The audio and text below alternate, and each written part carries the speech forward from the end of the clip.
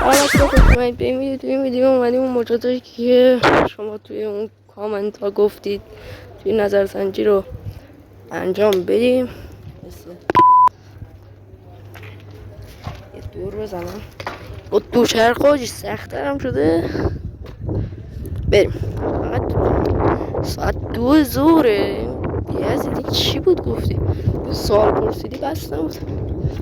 ببین همینو میرم جلو میگم حاجی نمای سرکوچه رو داشته باشیم اونجا یکی هست اون برم یکی همه جو هست این برم هست کاتس کنیم ببینیم چی میشه دیگه.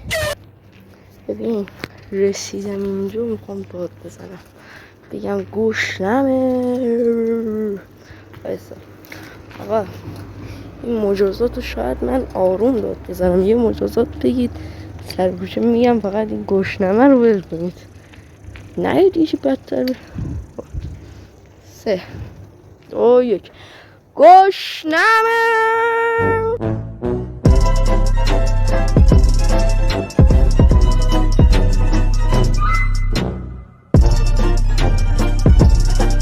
یا اول بده اینجا صدا یارو برگشت یارو برگشت دهنتون سرویس این یزید سوال پرسید بستم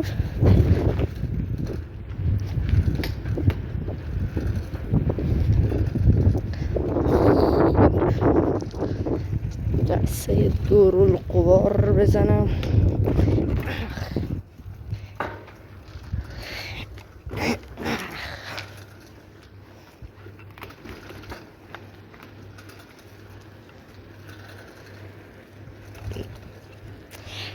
خب تا ویدیو بعدی خداحافظ. مجازات باز نظرسنجی میذارم بگید بعد آره دیگه تا ویدیو بعدی خداحافظ. یزیدتون گود بای.